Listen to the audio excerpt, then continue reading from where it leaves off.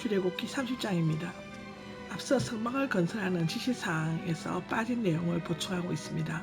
여기에 언급되는 기물들과 제작 과정들은 대속과 간구를 위한 그리스도의 중보 사역과 기도를 도우시는 성령의 사역의 예표론적으로 보여주고 있습니다.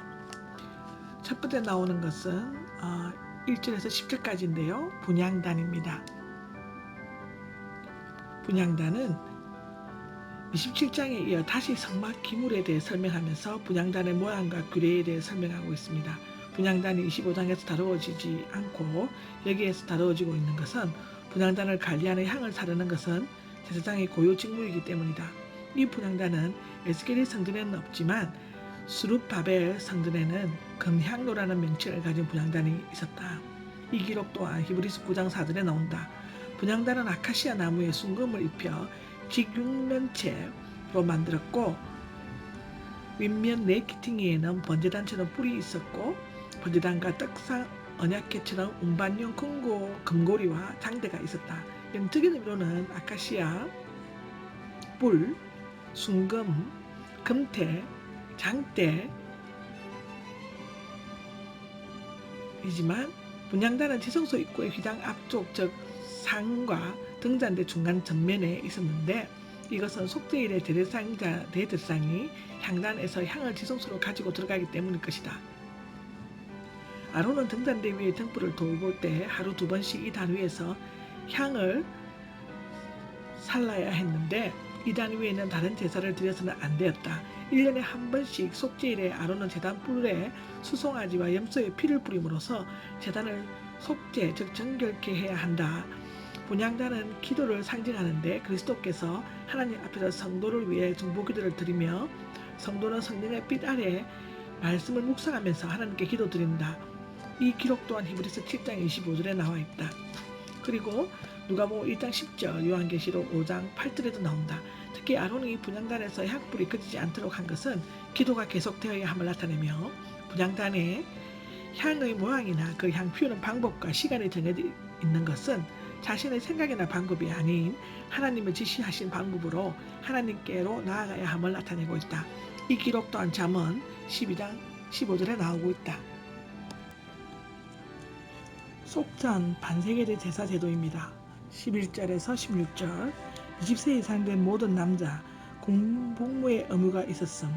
민수기 1장 3절에 나와 있습니다. 공식적으로는 하나님 백성에 속하고 성막과 그 예배를 유지하기 위해 인구조사를 할 때 일종의 의무적인 종교세인 반세계를 속전으로 바쳐야 했다. 이것이 속전 즉 종의 몸값으로 주인에게 지불하는 돈으로서 불리운 것은 하나님께서 이스라엘 백성을 이집트의 종살이로부터 구출해 주셨기 때문이었다. 반세계는 오늘날의 돈 가치를 환산하기는 어려우나 부담이 될 정도는 아니고 최소한의 감사를 표시할 수 있는 금액이었다. 이 돈을 빈부의 차이 없이 모두 똑같이 내도록 한 것은 모든 영혼이 하나님 앞에서 똑같다는 것을 나타내 보여준다. 예수 그리스도는 모든 사람들의 죄를 대신하여 몸소 속전이 되셨다. 이 속전을 내면 재난이 닥치지 않는다는 것은 생명을 구속해 주신 하나님의 은혜에 감사할 때 하나님의 진노에 의한 심판과 징계를 면할 수 있다는 뜻이다. 이 속전, 즉 다시 말하면 성전세는 희박의 봉사에 쓰였는데 이 간섭은 예수님 당시 매년 내는 세금이 된 후기 성전세의 근거가 되었다. 느헤미야 10장 32절, 마태복음 17장 24절에 기록되어져 있다. 17절에서 21절에는 물대야, 즉 다시 말하면 물뚜껑인데 물대야는 노스로 만든 큰 세숫대야로서 희막과 반제단 중간에 설치하여 제사를 집례하는 제사장들이 손발을 씻게 하는 용도로 사용되었다.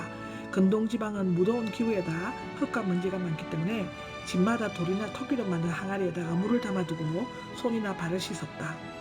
이 물대야는 희망문에서 수중들은 여자들의 노거울을 녹여 만들었는데 다른 기물들과는 달리 그 크기가 제작 방법에 대한 언급이 없다. 그렇다면 물대야가 하찮은 기구는 아니며 오히려 성소에서는 없어서는 안 될 매우 중요한 기구였다는 것을 보여줄 수 있다. 사실상 죄악 세상에 살면서 티끌과 같이 많은 죄가 묻은 인간이 하나님 앞에 나아가려면 예수 그리스도의 피로 깨끗함을 얻어야만 한다. 이 기록은 요한복음 19장 34절, 요한계시록 7장 14절에 나와 있다. 만일 제사장이 손과 발을 씻는 절차를 무시하고 제사를 드리러 들어가게 되면 반드시 죽임을 당하게 된다고 기록되어져 있다. 성소에 들어가기 전 몸과 마음을 깨끗하게 하는 것은 구약의 대제사장과 제사장들이 영원히 지켜야 할 규례였을 뿐만 아니라 신약의 모든 성도들도 반드시 지켜야 할 규례이다. 물과 성령으로 거듭나는 것은 제사장된 우리는 성결한 삶을 위해 한 번 모여간 자가 매일 손과 발을 씻듯이 그리스도의 말씀으로 날마다 손과 발에 묻은 죄악을 씻어내야만 한다. 요한복음 14장 10절에 나와 있다. 번제단이 속죄제를 통한 즉각적인 구원을 나타낸다면 물대야는 점진적이고 계속적인 상황에 대해 말하고 있다고 할 수 있다. 아멘. 22절과 23절은 거룩한 향유에 대한 얘기다. 여기에는 거룩한 기름이 향유를 만들고 또 사용하는 법에 대해서 소개하고 있다. 이 향유는 자연에서 채취한 기름이 아니라 여러 가지 향품과 감람, 즉 다시 말하면 올리브유를 적절히 섞어서 정성껏 만들어낸 매우 값진 기름이다.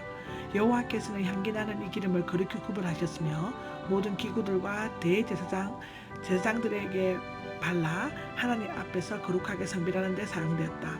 이렇게 함으로써 제사장들은 하나님에 의해 일꾼으로 선택되었고 세상에서 가장 향기롭고 가치 있는 역할을 맡게 되었다는 것이 공식적으로 선포되었다. 이 향유는 사람의 몸에 바르거나 똑같이 모방하여 만들었거나 제사장 이외의 사람에게는 사용되어서는 안되며 오직 하나님 앞에서 성소기구도가 제사장을 성별케 하는 데에만 사용했다고 한다. 32절로 기록되어 있다. 그렇게 하는 사람은 이스라엘 공동체에서 끊어지게 될 것이다. 죽음 또는 추방당함을 얘기하고 있다. 여기서의 향유는 그의 백성들을 하나님의 사역을 위해 세상으로부터 성별시키는 성령의 사역을 예표한다고 말할 수 있다. 성도는 성별된 자세로 세상에 깊이 빠지거나 개인적인 이익에 몰두해서는 안되며 오직 하나님께만 온전히 헌신하고 그의 영광을 위해 죽도록 충성해야만 된다. 베드로전서 2장 5절에 기록되어져 있다.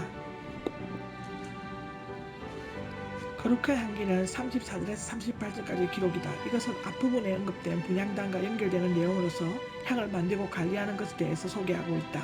거룩한 향료와 마찬가지로 거룩한 향도 하나님께서 지시하는 대로 만들어야 하며 그렇게 하지 않는 향은 절대 분향단에서 태워질 수가 없었다. 또한 이 향은 분향단에서 여호와께 향기를 피워 올리는 목적 외에는 다르게 사용될 수 없었으며 그렇게 할 경우에는 백성들에게 끊어지게 될 것이다. 즉 다시 말하면 죽음 또는 추방당한다고 38절에 기록되어져 있다. 거룩한 향은 4가지 향을 포함해야만 했는데 즉 소합향, 몰약의 수약이나 고무진과 같은 인도산 향이고 나감향은 홍해 해안의 갓가루 껍질에서 채취한 향수로도 사용되고 풍자향, 시리아 나무의 껍질에서 흘러나온 자극적이고 쓴냄새가 나는 송진이었고 유황, 갈람과의 나무에서 채취한 향기로운 송진 잘 섞어 만들어야 했고 그리고 소금을 넣어야만 했습니다. 그 이유는 소금이 부패를 방지하고 뻣뻣한 식물을 부드럽게 하므로 향기로운 향을 그대로 보존할 수 있었으며 향 제조를 쉽게 하기 위함이었을 것이다. 한편 소금이나의 관점에서 이해하면 이스라엘 백성들이 드리는 모든 성물에 대갚아 주시겠다는 하나님의 약속의 언약이라고도 말할 수 있다. 이 기록은 민수기 18장 19절에 나온다. 영적으로 보면 향은 성도의 기도, 소금을 넣은 것은 변치하고 깨끗한 마음으로 기도하는 것, 즉 시편 5장 3절의 말이고 성도의 기도는 요한계시록 5장 8절에 나온다. 다른 향을 사용하지 않는 것은 육체의 정욕을 따라 기도하지 않는 것으로 야고보서 4장 3절을 상징한다고 말할 수 있다. 아멘. 출애굽기 30장 히브리어입니다. 분향단 제단은 미즈베아흐 미크타르 성소 안 휘장 앞 중간에 놓인 금 향단을 말하고요. 12절에 나오는 생명의 속자는 코페르네페식 속전입니다. 코페르는 덮다 가리다 용서하다의 뜻으로 죄를 가려주신 하나님의 은혜를 감사드리면서 드리는 예물을 말하고 있다고 합니다. 13절에 나오는 성소의 세겔은 샤케 하코다시 성소 내에서만 통용되는 무게 단위입니다. 일반 세겔과는 차이가 있지만 정확한 수치를 알 수가 없습니다. 18절에 나오는 물두멍은 기요르 성소와 번제단 사이에 있는 일종의 큰 대야이고 제사장들이 제사 전후에 이곳에서 청결을 행했습니다. 23절에 나오는 장포는 키나몬 키나몬으로 있습니다. 원뜻은 세우다, 개수나무와 유사한 농나무과의 개수에서 추출한 향료, 중근동 및 서남아시아 지역에서 자생하고 있죠. 25주에 나오는 향을 제조하는 법은 전승에 의하면 몰약과 계피, 육개, 장포의 진액을 정량대로 섞은 뒤 그 위에 깨끗한 감량유를 부어 만들었다고 하고요. 33절에 나오는 끊어질이라는 가라트. 기본 의미는 잘라내다, 베어버리다. 성경에서는 대개 멸망을 건재한 하나님의 관계 단절을 시사하고 있습니다. 34절에 나오는 향은 쌈밈나타프. 쌈밈은 향기과 나타프 뚝뚝 떨어지는 물방울이라는 뜻을 결합한 말이고요. 향기가 진동하는 어떤 식물에 추출된 향품으로 추정되어지고 있습니다. 아멘.